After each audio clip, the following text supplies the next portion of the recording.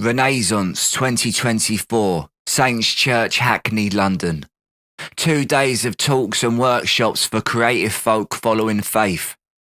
Sometimes when confronted with these environments, I find myself either retiring to the solitudal life of a wallflower, or I'm feeling myself and erupting with the need to inflate anything available in my arsenal to prove my worthiness.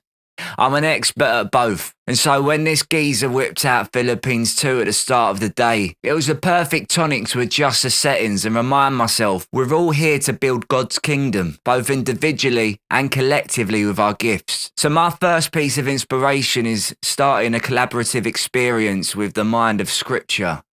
Therefore, if you have any encouragement from being united with God, if any comfort from His love, if any common sharing in the Spirit, if any tenderness and compassion, then make my joy complete by being like-minded, having the same love, being one in spirit and of one mind. Do nothing out of selfish ambition or vain conceit. Rather, in humility, value others above yourself, not looking to your own interests, but each of you to the interests of others. Beauty doesn't leave you as you found it. It changes you. Allow art not to leave you with answers, but asking questions. I learnt about this bloke in the Bible called Nehemiah, who repaired walls.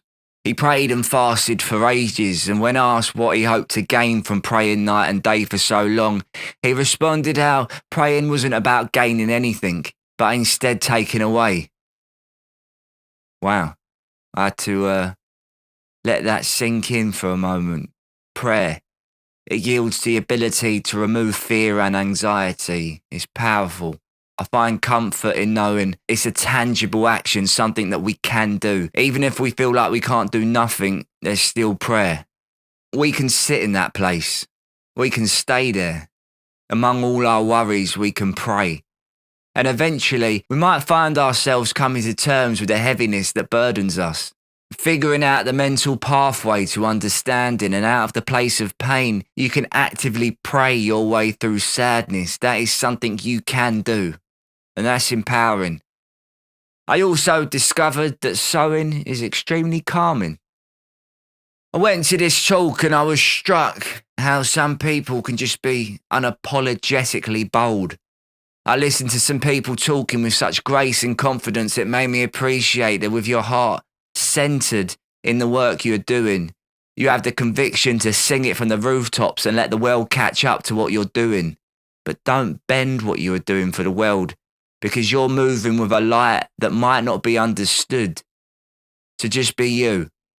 Be the mirror of what is good, and be proud and be bold and be confident that amongst the relationship you have everything that you need. And be honest.